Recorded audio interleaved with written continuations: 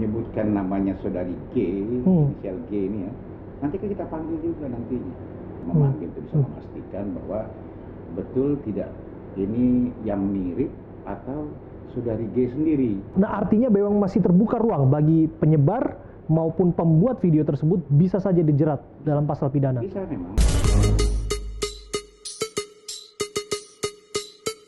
Saya pikir ini bukan pertama kali Pak Yusri harus menjelaskan bagaimana proses hukum yang berlanjut kaitannya dengan publik figur. Dan kali ini soal video asusila, Pak Yusri. Laporan sudah masuk. Polisi menindaklanjutinya seperti apa? Kita mendasari berdasarkan laporan yang ada. Juga adanya patroli cyber kita, karena ini kan menyangkut masalah dunia maya ya. Yang memang meresahkan masyarakat, adanya video-video asusila yang ada di masyarakat, walaupun kami sudah berkoordinasi dengan Kominfo dalam hal ini untuk bisa menutup setiap akun yang memang bisa menjadikan pelajaran yang buruk bagi masyarakat. Karena kita takut anak kecil sekarang kan sudah dunia gadget ini. Betul, online. Oke. Jadi dasar itu kemudian kita lakukan penyelidikan. Kemudian tetapi yang kita kedepankan adalah ada praduga tak bersalah. Betul, presumption of innocence. Ya, betul. Karena ini kan menyangkut masalah seseorang yang mirip kebetulan public figure.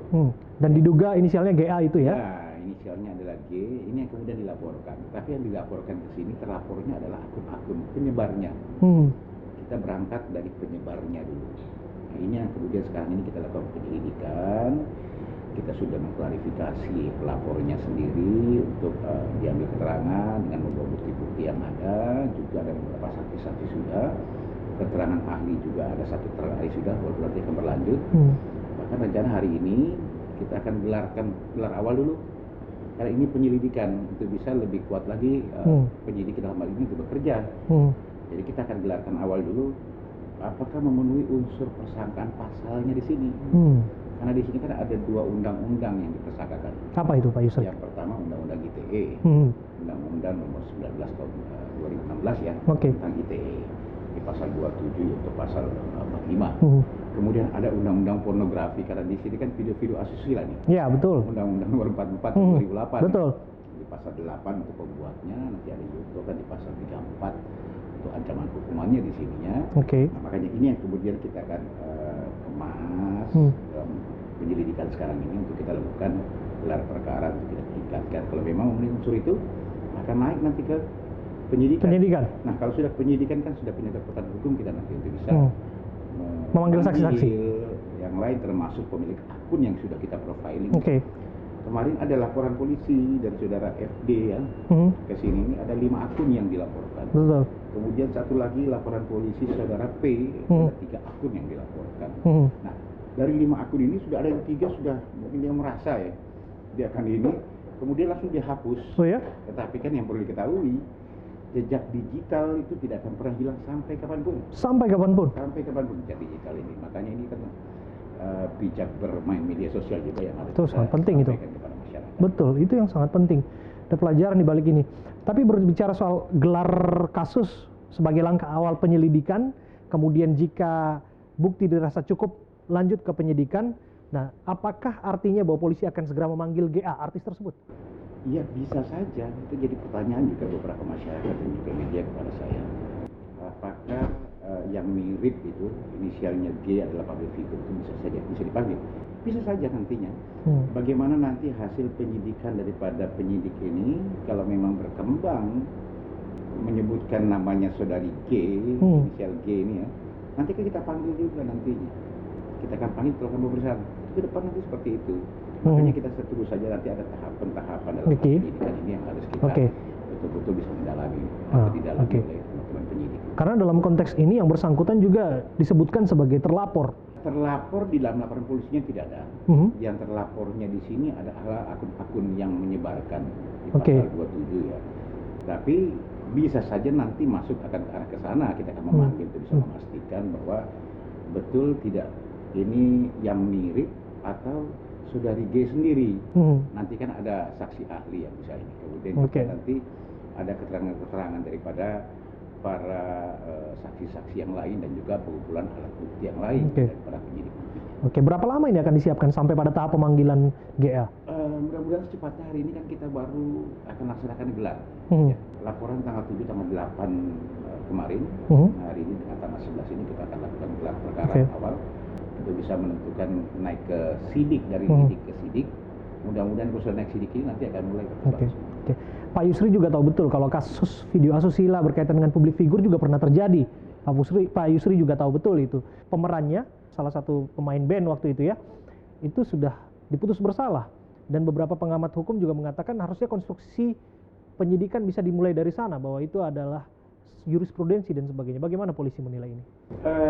Saya sampaikan memang benar, ada persangka di pasal 8, pasal 9. Artinya pemeran bisa disangkakan? Pembuatnya di situ. Yang membuat pertama itu kan jelas ada ya. Oke. Contoh saja dia menggunakan handphone, dia yang pertama membuat. Tinggal kita dalami lagi. Dia membuat sendiri untuk konsumsi dia aja saja, sementara kan ada aturan sendiri. Betul. Konsumsi sebatas mana, masa dengan bentuk asusila seperti ini konsumsi. Terus kemudian kenapa bisa tersebar? Betul. Apakah dia dengan sengaja ataupun tidak? Atau dia mungkin dia lalai, atau dia lalai, nanti kan akan ada pada saat nanti tahapan penyidikan oleh penyidik. Nanti kita tunggu, makanya saya bilang hasil dari inilah semua. Terus kemudian peran keduanya seperti apa, nantinya juga akan ada. Ada pasal-pasal, unsur-unsur pasal yang bisa dipersangkakan kepada mereka semua. Nah, artinya memang masih terbuka ruang bagi penyebar maupun pembuat video tersebut bisa saja dijerat dalam pasal pidana. Bisa memang, makanya saya katakan ada di Undang-Undang Nomor 44 2008 tentang pornografi yang ini kan. Sementara di Undang-Undang ITE memang yang menyebarkan dulu. Kita lihat dulunya dulu, yang menyebarkan dulu nanti ini. Setelah itu di langkah-langkah penyidikan yang dilakukan oleh teman-teman nanti akan mengarah ke sana atau tidak. Itu bisa saja terjadi.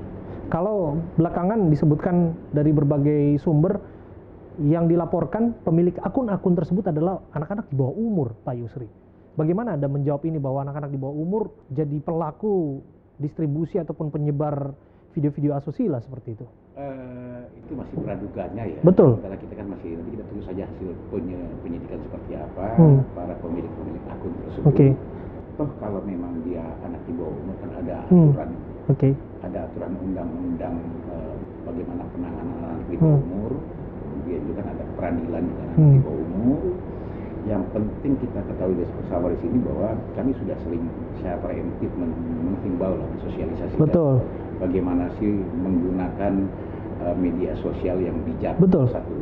Yang paling utama di sini kalau memang menyangkut para pelaku anak kecil ini, yang utama adalah bagaimana pengawasan dari orang tua. Itu paling utama. Sekarang ini pengawasan utama orang tua memang harus kita kedepankan. Di satu sisi pemerintah juga harus berperan, baik itu menyangkut masalah dunia maya, dan Menko Info. Yang memang kita sering bersama-sama kolaborasi untuk melakukan patroli. Nah, patroli tetapi kan kewenangan take down atau menghapus semua kan ada jadi Kominfo itu. Kita punya peralatan juga sudah cari. Mas saya bilang kejahatan di dunia maya ini kalau orang-orang yang IT ya, penyidik dunia cyber bilang orang bodoh yang mau bikin jahat di dunia maya. Oh ya? Kenapa? Karena jejak digitalnya tidak akan pernah hilang dan pasti akan kita dapat. Yang sulit itu sebenarnya yang konvensional itu.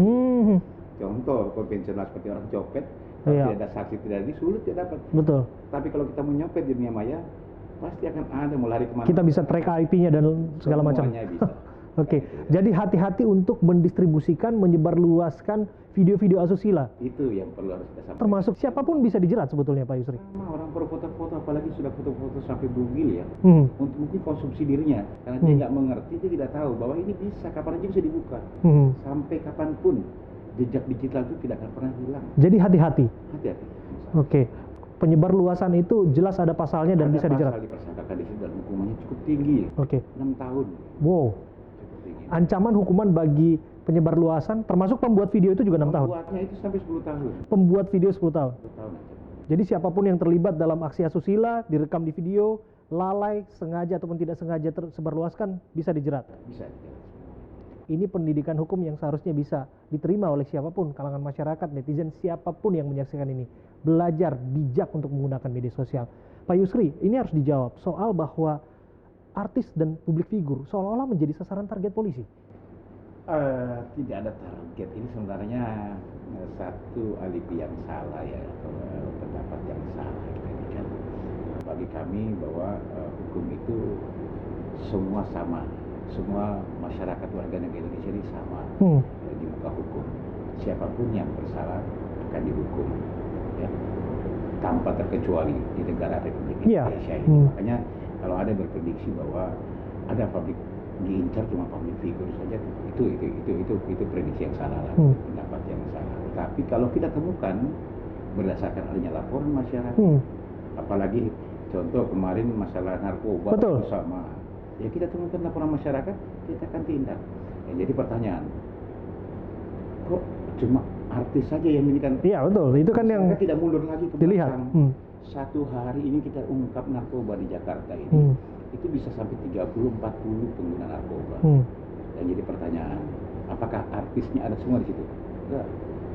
Ya, tetapi siapapun yang melakukan tindak pidana, pelanggar tindak pidana, akan kita tindak. Kebetulan kalau kebetulan ada public figure, memang rame karena kan ini public figure. Tetapi satu hari ini bisa 30-40 kasus narkoba yang kita ungkap di wilayah hukum Polda Metro Jaya.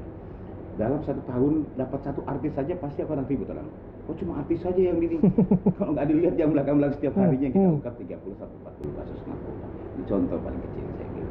Oke, artinya bukan artis yang jadi sasaran operasi, bahwa ada indikasi pelanggaran hukum, maka mereka adalah ditindak. Semuanya. Dan semuanya sama di mata hukum. Sama. Tidak ada keistimewaan bagi mereka yang disebutkan pasti ada keringanan lah untuk public figure ataupun artis. Tidak ada semuanya, tapi kan ada aturan memang yang mengatur. Ya, contoh kayak narkoba, kapan sih dia harus direhabilitasi? Ini yang harus masyarakat tahu. Karena ada di dalam aturan undang-undang tentang narkotika, penggunanya seberapa banyak, seberapa lama dia menggunakan, apakah pernah dia terlibat atau dia residivis. Itu kan ada semua dalam aturan. Nah, ada yang memang kita tetap lanjut, tapi ada yang memang baru pengguna, terus didapatnya ke dia cuma sedikit saja. Masyarakat yang lain juga sama, ya, aturan seperti itu. Cuman kan memang yang menonjol ini adalah public figure. Jadi kadang-kadang masyarakatnya melihatnya hal yang besar ini ada muncul satu titik saja, orang yang melihatnya seperti itu kan satu titik ini yang memang jadi public figure ya. Jangan-jangan sengaja polisi amplifikasi ini, besar-besarkan ini soal artis ini. Ada tidak? Enggak niat ada seperti semuanya, itu tetap sama semuanya. Cuma memang kebetulan dapat dia, kebetulan dia juga jadi artis yang terkenal di masyarakat, langsung frame-nya masyarakat jadi kecil, yang lain itu jadi kecil. Jadi adanya frame-nya masyarakat terhadap artis itu jadi besar sekali. Ya, soalnya kasus dicari-cari, dibuat-buat. Oke, dan setiap pengungkapan penersangkaan artis, publik figur, baik itu kasus video asusila maupun narkoba, itu bisa dibuktikan. Semuanya bisa dibuktikan. Ya, teknik penyidikan yang betul, kemudian pada saat kita lakukan penangkapan juga ada terbukti barang bukti padanya. Setelah pemeriksaan yang mengakui memang dia di, kemudian tes urin, tes apa semua, dia positif, terus harus seperti apa? Sama di masyarakat hukum kan sama semua kita. Mau dia artis, mau dia bukan artis sekalipun. Terima kasih Pak Yusri untuk waktunya. Kombes Pol Yusri Yunus sudah berbincang bersama kita, kami Tugas Polda Metro Jaya.